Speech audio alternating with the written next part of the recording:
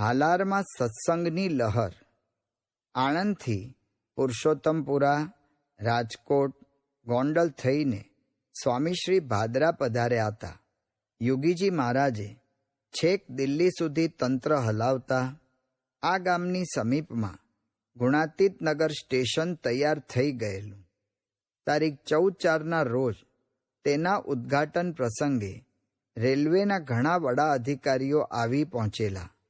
Train આવી એટલે યોગીજી મહારાજે તેનું પૂજન કરીને શ્રીફળ વધેર્યું, દોરી ખેંચી સ્ટેશનના પાટિયાનું પણ અનાવરણ કર્યું.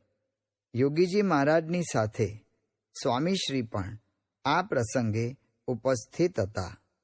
ભાદરાથી સ્વામીશ્રી જામનગર પધારેલા. અહીં આળદાબાવા આશ્રમના વિશાળ મેદાનમાં સુંદર મંડપ તળે તારીખ 15/4થી તેઓએ હરિલીલા કલ્પતરુ ગ્રંથના આધારે પારાયણનો પ્રારંભ કર્યો. સ્વામીશ્રીની મીઠાશ, હલક અને સમજાવટથી સૌને શ્રીજી મહારાજના ચરિત્રો સાંભળવાની ખૂબ મજા આવી. આ પારાયણ દ્વારા સ્વામીશ્રીએ જાણે હાલારમાં સત્સંગની લહર પ્રસરાવી દીધી. પારાયણની પૂર્ણાહુતિમાં આણદાબાવા આશ્રમના મહંત પૂજ્ય શાંતિપ્રિયદાસજી ઉપસ્થિત રહેલા. તેઓ પણ સ્વામીશ્રીની કથા શૈલીથી ઘણો આનંદ પામ્યા હતા. ભક્ત મનોરથ પૂરણ કામ. જામનગરથી સ્વામીશ્રી રાજકોટ થઈને આણંદ પધારેલા. આ સમયે વિદ્યાનગરમાં શાસ્ત્રીજી મહારાજની મૂર્તિનું એક મોડેલ તૈયાર કરવામાં આવેલું. તે જોવા માટે તેઓ ચિત્રકાર હીરાલાલ ખત્રી અને મોટા સ્વામી સાથે ગયેલા. અહીં મોડેલમાં જરૂરી સુધારા વધારા કરાવીને તેને સંપૂર્ણતા બક્ષી હતી. આણંદથી બોચાસણ થઈને તારીખ 28/4ના રોજ સ્વામીશ્રી અમદાવાદ પહોંચ્યા. અહીં હજી સરસામાન ખોલ્યો ન ખોલ્યો ત્યાં તો બીજે દિવસે તેઓને પુરુષોત્તમપુરા જવાનું થયું. કારણ કે ત્યાં તારીખ 29/4ના દિવસે ઈશ્વરભાઈ દાજીના પૌત્રોનો ચાંદલા વિધિ રાખવામાં આવેલો.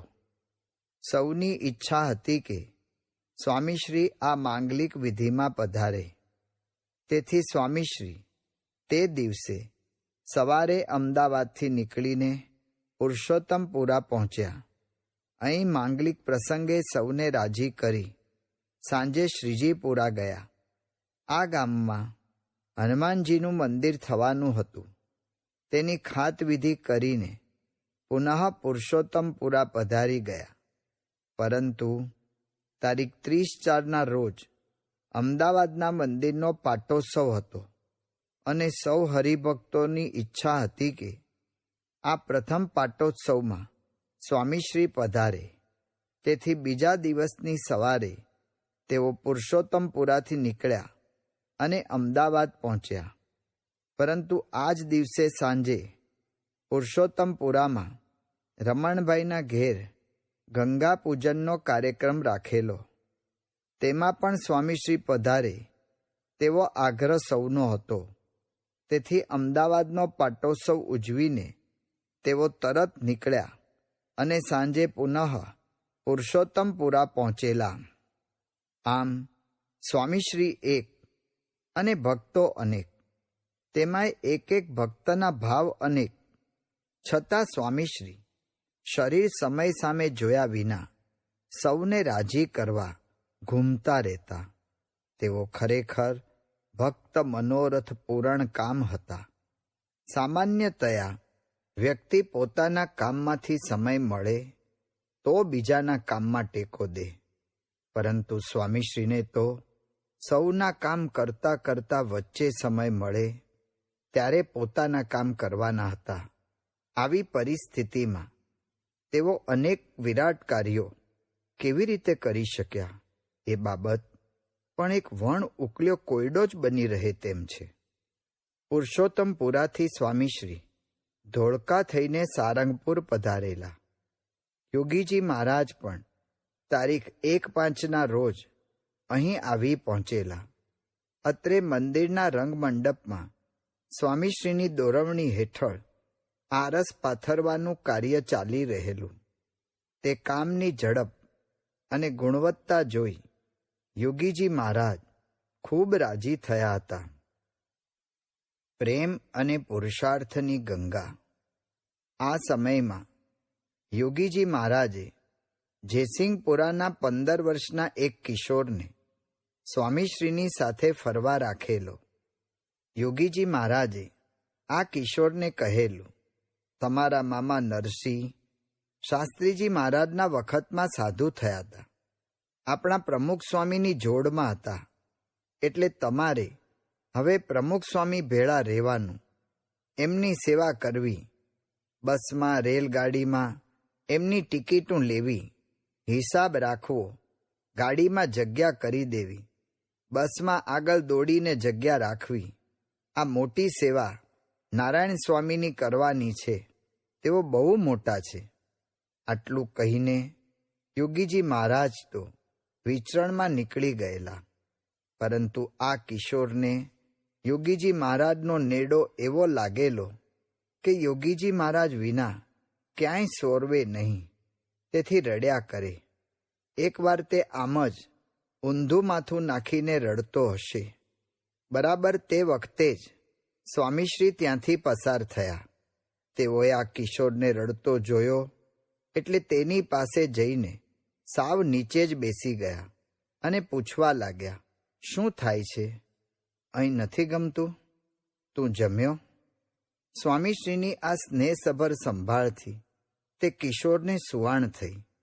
યોગીજી મહારાજની અત્યંત પ્રેમાળ પ્રકૃતિ તેણે માણેલી. તેના કિશોર માનસમાં સ્વામીશ્રીની છબી તો એક ગંભીર અને થોડા કડક સ્વભાવના સંત તરીકેની જ હતી. પરંતુ આજે તેને અનુભવ જુદો થઈ રહેલો. સ્વામીશ્રીનો ખોળો તેને માના ખોળા જેવો લાગ્યો. સ્વામીશ્રીના હાથ કુશળ તો છે જ, પણ કોમળે છે. તે આજે તેને અનુભવાયું. તેનો પૂર્વગ્રહ પીગળી ગયો. પરંતુ તે કિશોરની આંખો તો ત્યારે છલકાઈ ગઈ કે જ્યારે સ્વામીશ્રીએ પોતાના ગાતરિયાથી તેના આંસુ લૂછ્યા અને કહેવા લાગ્યા, તારો મામો નરસિંહ અતિ આનંદી અને ગમતી હતો. મારી સાથે જ રહેતો, તેમ તને પણ ફાવી જશે. એમ કહી પ્રસાદના લાડુનો ટુકડો તે કિશોરના મોંમાં મૂકી જમાડ્યો. સ્વામીશ્રીના સ્નેહનો આ સ્વાદ ચાખતા જ તે કિશોરના હૈયે કબૂલાત થઈ ગઈ કે આ સ્વામીની સાથે મને જરૂર ફાવી જશે. આ કિશોરને સંત દીક્ષા આપીને યોગીજી મહારાજે સાધુ દેવચરણદાસ નામાભિધાન કરેલું. તેઓ ઘણા સમય સુધી સ્વામીશ્રીની સેવામાં રહેલા. એક માળી કેટલી માવજત કરે છે ત્યારે બીજમાંથી વૃક્ષ થાય છે. એક સલાટ કેટલી મહેનત કરે છે ત્યારે શિલામાંથી શિલ્પ તૈયાર થાય છે. એક સુથાર કેટલી જહેમત ઉઠાવે છે ત્યારે કાષ્ઠમાંથી કલાકૃતિ નિપજે છે. તે જ રીતે સ્વામીશ્રીએ પણ અપાર માવજત, મહેનત અને જહેમતથી સંતો અને સત્સંગીઓને ખીલવ્યા હતા. એક એક સંત અને સત્સંગીને તૈયાર કરવા પાછળ તેઓએ વહાવેલ પ્રેમ અને પુરુષાર્થની ગંગા આખા પૃથ્વીપટને આવરી લે તેવી પહોળી બહોળી છે. સારંગપુરમાં એકાદ અઠવાડિયાનું રોકાણ કરીને સ્વામીશ્રી તારીખ 17/5ના રોજ માણાવદર પધારેલા. આ વર્ષે યોગી જયંતીનો ઉત્સવ ઉજવવા આ ગામ સદભાગી બનેલું. માણાવદરથી ભાયાવદર, વરજાંગજાળિયા, ઘણોદ, ઉપલેટા, ધોરાજી, ફણેણી, ગોંડલ, ભાદરા, ડાંગરા વગેરે તીર્થોમાં દર્શનનો લાભ લઈને સ્વામીશ્રી સારંગપુર આવી પહોંચ્યા. ગામનું દુઃખ એ અમારું જ દુઃખ. સને 1963ના વર્ષે દુષ્કાળની પરિસ્થિતિ પ્રવર્તતી હતી. ઘાસચારા અને પાણીની ભારે અછત સર્જાયેલી. જમીનમાં જળતળ ઊંડા ઉતરી ગયેલા. સારંગપુર ગામ પણ આ પરિસ્થિતિમાં ભારે હાલાકી ભોગવતું હતું. સ્વામી શ્રી સારંગપુર પધાર્યા છે તે જાણી ગામના સરપંચ અને મુખી વગેરે આગેવાનો તેઓ પાસે દોડી આવ્યા.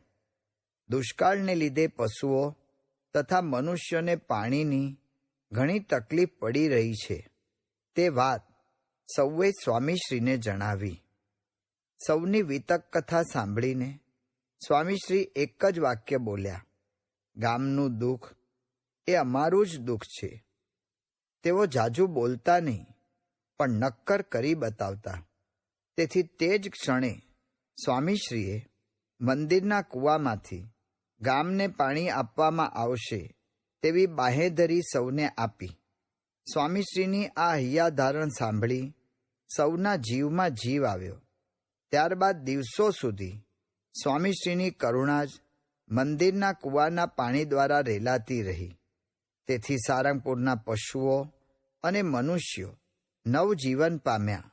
સ્વામીશ્રીની એ પરોપકાર ગંગામાં સ્નાન કરતા કરતા સૌ દુષ્કાળની આફતને તરી ગયા. સારંગપુરથી સ્વામીશ્રી અટલાદરા થઈને ભાયલી પધાર્યા હતા.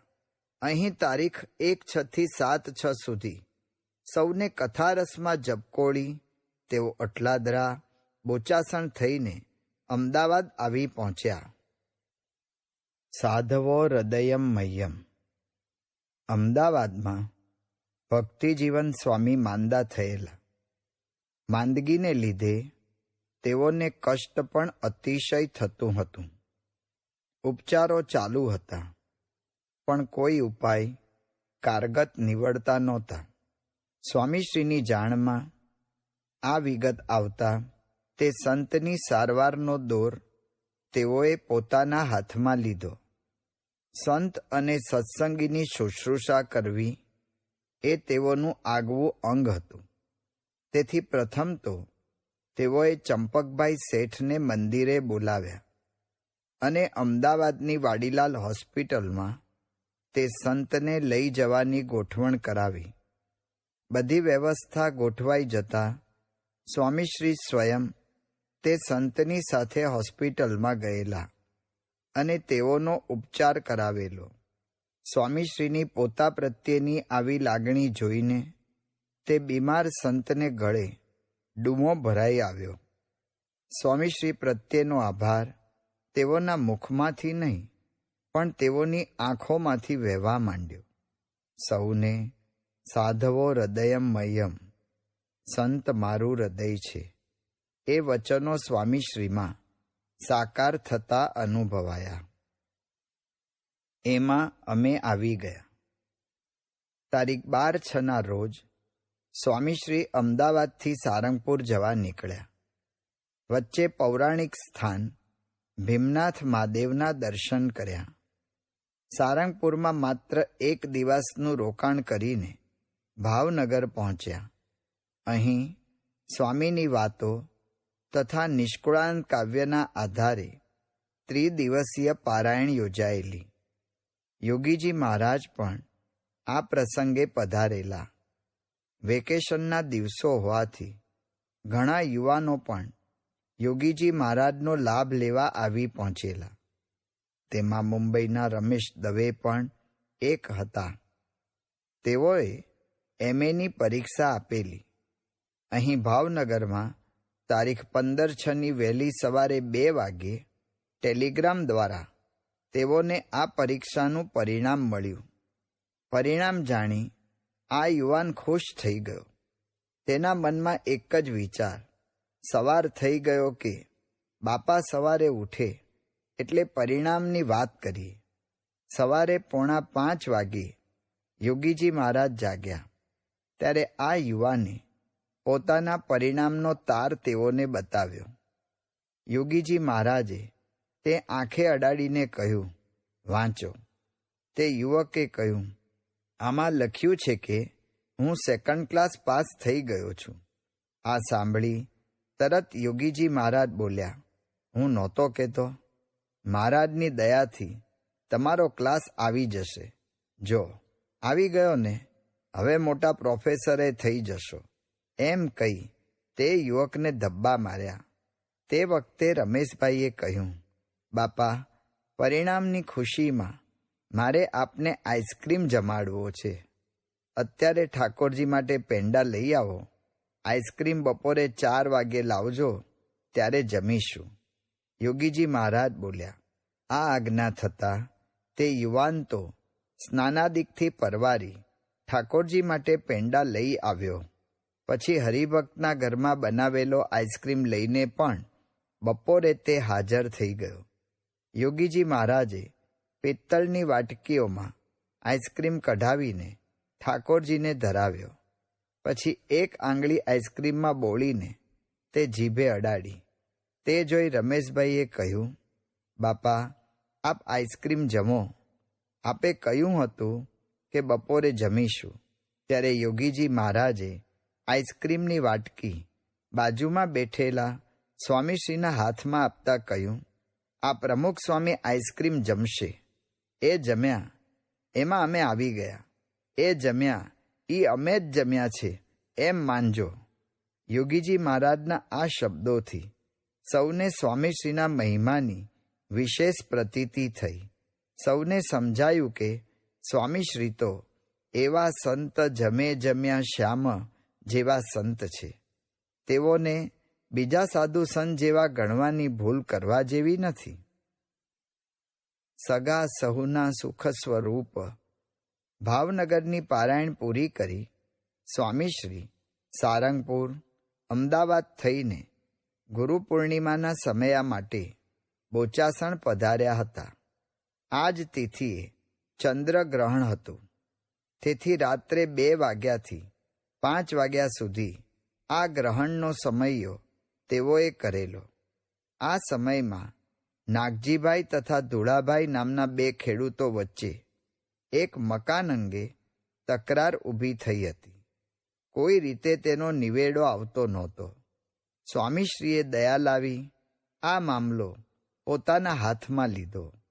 તેઓ પોતાની ભરચક પ્રવૃત્તિમાંથી સમય કાઢીને ખાસ આ કામ માટે જ તેઓના ગામમાં ગયા. ત્યાં જઈને જાતે વાડા વંડાના માપ કઢાવ્યા. રસ્તા વગેરેની પણ મોજણી કરાવી. બંનેને સાથે બેસાડી વિગતવાર વાત સમજાવી. પણ અંતે ધુળાભાઈએ ધૂળ ઉડાડી. સતત 4 દિવસ સુધી આ મડાગાંઠ ઉકેલવા સ્વામીશ્રી તે ગામમાં રોકાયા. પણ તેઓના દાખલા દલીલો સૌ પથ્થર પર પાણી જેવા બની રહ્યા. છેવટે અનિવાર્ય કાર્ય આવતા સ્વામીશ્રી તે બંને હરિભક્તોને આશીર્વાદ આપી બોચાસણ જવા નીકળી ગયા. પોતાનું વચન ન માનનાર પ્રત્યે પણ તેઓને કોઈ ભાવફેર થયો નહીં. તે જોઈ સૌ વિચારી જ રહ્યા કે વિશ્વના કેટલા મહાપુરુષોએ પોતાના આશ્રિતના આવા વ્યવહારિક પ્રશ્નોને ઉકેલવા માટે આટલી ખેવ ના રાખી હશે. સગા સહુના સુખ સ્વરૂપ સમા સ્વામીશ્રી પર સૌ ઓવારી ગયા. 16 વલું સોનું. આ અરસામાં જ તારીખ 19/7ના રોજ યોગીજી મહારાજ અને સ્વામીશ્રીની હાજરીમાં નિર્ણય લેવાયો હતો કે હવે મુંબઈ મંદિરનું સંચાલન સંતો દ્વારા થશે. તેમાં ભક્તિપ્રિય સ્વામી કોઠારી તરીકે અને મહંત સ્વામી મંદિરના મુખ્ય સંત તરીકે રહેશે. સાથે સાથે સ્વામિનારાયણ સત્સંગ પત્રિકાના સંપાદન અને પ્રકાશનની સેવા પણ આ સમયથી સંતોને જ સોંપાઈ. ત્યારબાદ સ્વામીશ્રી અમદાવાદ થઈને ગઢડા પધારેલા. તે સમયે મુંબઈના નામાંકિત એન્જિનિયર મોહનભાઈ રાઠોડ તેઓના સંપર્કમાં આવ્યા. આ મહાનુભાવ રામાયણના અઠંગ અભ્યાસી હતા અને ઘણા સાધુ સંન્યાસીઓ આગળ પલાઠી જમાવી ચૂકેલા. પણ તેમાં યોગીજી મહારાજ વિશે તેઓને વિશેષ સદભાવ. મુંબઈના રોકાણ દરમિયાન એકવાર યોગીજી મહારાજે તેઓને કહેલું, મોહનભાઈ, ગઢડામાં શાસ્ત્રીજી મહારાજે આરસનું મંદિર કર્યું છે. દર્શન કરવા જેવું સ્થાન છે. તેનું કામ હજુ ચાલે છે. વળી ત્યાં સભા મંડપ, ધર્મશાળા બધું કરવું છે. તો આપ એકવાર ત્યાં જઈ આવો એવી અમારી ઈચ્છા છે. ત્યાં પ્રમુખ સ્વામી છે, તેમને બધું માર્ગદર્શન તમે આપજો. યોગીજી મહારાજની આજ્ઞા થતાં મોહનભાઈ ગઢડા આવેલા. અહીં તેઓ 5-6 દિવસ રોકાયા. તે દરમિયાન સ્વામીશ્રીએ તેઓની યથાયોગ્ય સંભાવના કરી. વળી મંદિરનો ઇતિહાસ, ગઢડાનો મહિમા વગેરે પણ સમજાવ્યું. ઇજનેર હોવાને નાતે મોહનભાઈ સ્વામીશ્રીને બાંધકામ સંબંધી કંઈક પૂછે ત્યારે આધારભૂત માહિતી સાથે જટિલ વાતનો પણ તરત ખુલાસો સ્વામીશ્રી કરી આપે.